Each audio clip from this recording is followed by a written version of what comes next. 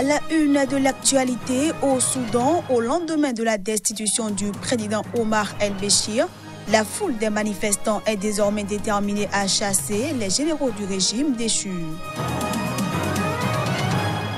Au Kenya, 2 médecins cubains ont été enlevés et un policier assigné à leur protection tué ce vendredi à Mandera par des hommes armés soupçonnés d'être des islamistes radicaux Shebab. Et puis au Pakistan, plusieurs personnes ont été tuées ce vendredi dans l'explosion d'une bombe revendiquée par des talibans pakistanais sur un marché de Quetta, la capitale du Balouchistan. Merci de toujours préférer Sika TV pour vous informer. À toutes et à tous, bienvenue. Au Soudan, après plus de 3 mois de contestation, le président Omar el-Béchir a été contraint de quitter le pouvoir ce jeudi. Suite à sa destitution, le général Awad Ben-Auf, ministre de la Défense et vice-président soudanais, a été nommé à la tête du Conseil militaire de transition, ce qui n'est pas du goût de la population. Au lendemain du coup d'État ayant destitué le président Omar el-Béchir, des manifestants soudanais ont bravé le couvre-feu, imposé dès la première nuit par l'armée, déterminés à ne pas laisser les généraux du régime déchu maintenir leur emprise sur le pouvoir. Ils affluaient par milliers ce vendredi devant le QG de l'armée à Khartoum, alors que le Conseil militaire de transition instauré pour 2 ans doit donner une conférence de presse sous peu ce vendredi. Le dit conseil sera dirigé par le ministre de la Défense, Awad Ibnouf, qui a annoncé à la télévision d'État la chute du régime et le placement en détention dans un lieu sûr de son chef, Omar el-Béchir. Si pour l'instant aucun incident n'a été rapporté, de nombreux soldats sont visibles dans la foule. Ils discutent sans animosité avec les contestataires. Plusieurs pays, dont les États-Unis et l'Union européenne, ont exhorté ce jeudi les militaires à intégrer les civils pour cette transition. L'Union africaine a pour sa part critiqué la prise de pouvoir par l'armée, estimant qu'elle n'est pas la réponse appropriée aux défis du pays. De son côté, l'Égypte voisine s'est dit confiante dans la capacité du peuple et de son armée à mener à bien cette transition. Le chef rebelle sud-soudanais Riek Machar a dit ce jeudi espérer que la destitution par l'armée du président soudanais Omar el-Béchir n'affecterait pas le processus de paix en cours dans son pays. Les précisions. Les plus hautes autorités civiles et ecclésiastiques du Soudan du Sud se sont retrouvées mercredi et jeudi pour une retraite spirituelle dans la résidence où loge le pape François. À l'issue de cette rencontre, le chef rebelle sud-soudanais Riek Machar a dit ce jeudi espérer que la situation au Soudan n'affectera pas le processus de paix dans son pays. Le pape François m'a permis de venir ici et d'y participer. Ma participation avec le président Salva a donné un nouvel élan et l'appel qu'il nous a lancé a donné un nouvel élan à toutes les parties prenantes à l'accord de paix pour veiller à ce que cet accord soit appliqué. C'est donc pour nous un don de Dieu.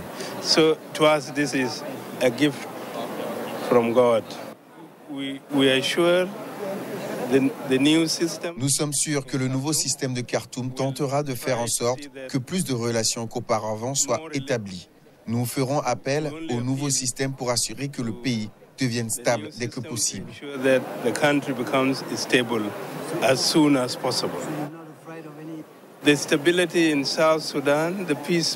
La stabilité au Sud-Soudan, le processus de paix au Sud-Soudan affecte aussi le Nord, économiquement et sur le plan sécuritaire. Je pense donc qu'ils vont se concentrer pour que rien ne soit perturbé. Au cours de cette rencontre, le souverain pontife a de nouveau plaidé pour la paix et la réconciliation, rappelant son souhait de pouvoir prochainement effectuer un voyage au Soudan du Sud. Pour rappel, le chef rebelle Riek Machar et le président Salva Kiir avaient signé en septembre dernier à Addis Abeba, avec le soutien de Khartoum, un nouvel accord de paix prévoyant un partage du pouvoir et visant à mettre un terme à plus de 5 ans d'une guerre civile qui a fait plus de 380 000 morts et poussé plus de 4 millions d'habitants à fuir leur foyer. Allons cette fois-ci au Bénin où la Sénat entendait la Commission électorale nationale a procédé ce jeudi au lancement de la campagne dans le cadre des élections législatives. Celles-ci, rappelons-le, doivent avoir lieu le 28 avril prochain. Je vous propose de suivre Emmanuel Tiando, le président de la Sénat, pour plus de précisions. Vendredi 12 avril 2019 s'ouvre la campagne électorale devant nous conduire à la tenue du scrutin du 28 avril en vue de l'élection des membres de l'Assemblée nationale de notre pays, le Bénin. Ainsi, du 12 au 26 avril prochain, les candidats des partis politiques retenus par la Sénat et confirmés par la Cour constitutionnelle sillonneront nos villes et campagnes pour présenter leur programme de législature et solliciter vos suffrages. Nous entrons donc, conformément aux dispositions du Code électoral, dans la phase de la campagne électorale. Je voudrais exhorter tous les acteurs engagés dans la compétition électorale à faire de cette période une période de confrontation d'idées et non de personnes. La campagne électorale doit être un moment de pédagogie et d'explication des valeurs prônées par son parti avec comme objectif majeur la promotion et le renforcement de la démocratie et de l'état de droit en République du Bénin. Mes chers compatriotes, en ces heures de doute et d'interrogation, je voudrais rappeler à chacune et à chacun d'entre vous que l'enjeu, c'est le Bénin, par-delà nos divergences et nos différences politiques. Après l'Assemblée, le Sénat et les assemblées provinciales, les proches de l'ex-président Joseph Kabila ont renforcé ce mercredi leur contrôle des pouvoirs en République démocratique du Congo en remportant la majorité des postes de gouverneur. Ils renforcent ainsi l'encerclement politique du nouveau chef de l'État, Félix Tshisekedi. Les candidats du Front commun pour le Congo FCC, coalition des partisans de l'ex-président, ont remporté dès le premier tour 16 des 22 sièges lors de ce scrutin au suffrage indirect, d'après les résultats provisoires proclamés par la commission électorale. Le propre frère de Joseph Kabila, Zoé, a été élu gouverneur de la province du Tanganyika dans le sud-est. Dans la capitale Kinshasa, le poste de gouverneur a été remporté par un autre membre du FCC. Nous sommes révoltés du fait qu'il y a des députés qui se donnent le droit de contrôler le vote de leurs collègues. Il y en a que nous connaissons valides qui aujourd'hui sont devenus par la force des choses invalides. Mais maintenant on a un gouverneur de la ville-province de Kinshasa. Ce n'est pas seulement FCC, il sera gouverneur de tous les partis politiques, de tous les regroupements. L'Union pour la démocratie et le progrès social, UDPS, du nouveau président Félix Tshisekedi et ses alliés n'ont remporté qu'un seul poste de gouverneur dans la province du Kasaï oriental, région d'origine du chef de l'État. Pas très bien puisque nous venons de perdre. J'aurais voulu que mon candidat gagne. Malheureusement, nous étions moins nombreux que les autres. La majorité a parlé. Et c'est finalement M. Jantini Ngobila qui est élu gouverneur de la ville de Kinshasa. C'est ça aussi la démocratie. Je crois que nous devons nous incliner face à cette réalité. Une province, la Mongala, tombe dans l'escarcelle de la coalition Lamouka qui soutenait la candidature de Martin Fayulu, l'opposant qui revendique toujours la victoire à l'élection présidentielle du 30 décembre dernier. Les gouverneurs ont des pouvoirs importants dans l'immense RDC. Ce sont par exemple eux qui décident d'autoriser ou d'interdire une manifestation. 4 provinces sont en ballottage et le second tour est annoncé pour samedi. Je l'annonçais en titre, au Kenya, 2 médecins cubains ont été enlevés par des hommes armés. Ces derniers sont soupçonnés d'être des islamistes somaliens, Shebab. Des hommes armés soupçonnés d'être des islamistes somaliens Shebab ont enlevé ce vendredi 2 médecins cubains et tué le policier assigné à leur protection. 3 responsables policiers en poste dans cette région du Kenya frontalier avec la Somalie ont indiqué que les 2 médecins et le policier ont été attaqués dans la ville de Mandera ce vendredi matin alors qu'ils se rendaient sur le lieu de travail. Une source policière qui a requis l'anonymat a cependant estimé que les 2 médecins et leurs ravisseurs seraient toujours sur le territoire kényan.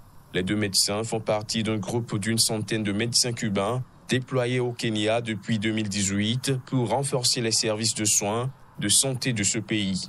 En novembre dernier, une bénévole humanitaire italienne avait été enlevée dans un village du sud-est du Kenya par un groupe armé qui a ouvert le feu sur les habitants et blessé 5 personnes. Jusqu'à présent, elle n'a pas encore été retrouvée.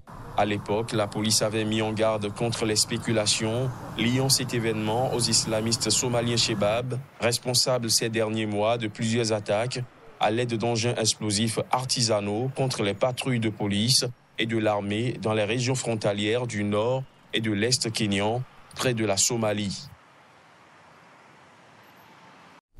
Hors du continent africain, au Pakistan, une bombe tue plusieurs personnes. La bombe a explosé ce vendredi dans un marché de Quetta, la capitale du Baloutchistan, la plus instable des provinces du Pakistan. Plus de précisions à travers ce reportage. L'explosion d'une bombe sur un marché de Quetta, la capitale du Baloutchistan, fait plusieurs morts et blessés. Selon le chef provincial de la police, 8 des morts appartenaient à la minorité chiite Hazara et l'un des tués faisait partie des forces de sécurité. Les autres victimes sont des personnes travaillant sur le marché aux fruits. D'après un policier en poste sur le marché, l'endroit était bondé au moment de l'explosion qui s'est produite tôt ce vendredi matin. Une faction des talibans pakistanais a revendiqué l'attaque réalisée selon elle en partenariat avec un groupe extrémiste sunnite responsable de nombreuses attaques contre les chiites au Pakistan. Le groupe extrémiste sunnite n'a toutefois pas revendiqué directement l'attentat. Le Baloutchistan, frontalier de l'Iran et de l'Afghanistan, est le carrefour de nombreux trafics de tout genre. Des groupes armés extrémistes et séparatistes y sont également actifs. Environ 500 000 des 2,3 millions d'habitants de Quetta sont Hazara. Selon le chef de la police, cette communauté chiite est si régulièrement ciblée que des policiers et des forces paramilitaires assuraient la sécurité du marché visé où ils ont l'habitude de se rendre. La direction de l'ONG Amnesty International pour l'Asie du Sud a pour sa part qualifié l'attaque de rappel douloureux des menaces auxquelles la communauté Hazara de Quetta continue de faire face. En dépit de cette attaque, la sécurité s'est très nettement améliorée au Pakistan, où les attentats constituaient la routine entre 2001 et 2015. Place à présent à la revue de presse Afrique.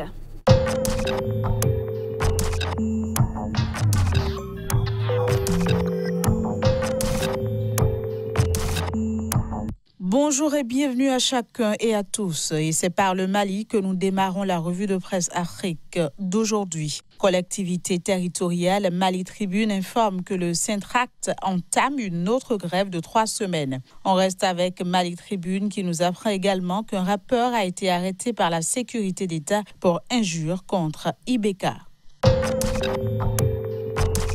Direction le Burkina Faso où le pays nous fait le point de la situation des écoles fermées pour raison d'insécurité à la date du 22 mars. Drame de Yirgou, 130 suspects sérieux identifiés, écrit en titre « Le pays ». Le point de l'actualité au Sénégal à présent, saccage du rectorat. L'Assemblée de l'UGB demande la traduction des étudiants devant le Conseil de discipline. Peut-on lire en première page de l'As ce jour? Le journal Le Témoin, lui, nous informe d'une pénurie de pièces de monnaie sur le marché. Autre escale, le Cameroun où des diplomates camerounais de Suisse sont entendus à Yaoundé dans le cadre d'une affaire d'atteinte à la sûreté de l'État. Affaire ACFAC, FECAFOOT, les juges se déclarent incompétents, nous fait savoir Le Jour qui écrit également en manchette que la Commission africaine des droits de l'homme rompt le silence sur la détention de Kamto. En Côte d'Ivoire, coopération Côte d'Ivoire-Égypte, 3 nouveaux accords signés, nous apprend Fraternité Matin. Rentrée solennelle du Sénat à Yamoussoukro, on reste avec Fraternité Matin qui nous informe aussi qu'à l'occasion, Ouattara a appelé sénateurs et députés à une étroite collaboration. Cybercriminalité en Côte d'Ivoire, le préfet d'Abidjan échappe à une arnaque, écrit en manchette le sursaut. Voilà, ce sera tout pour la revue de presse Afrique de ce jour. Merci de l'avoir suivi. Au revoir et à bientôt. Et voilà, mesdames, messieurs, ce sera tout pour cette édition que je vous remercie d'avoir suivi. À bientôt.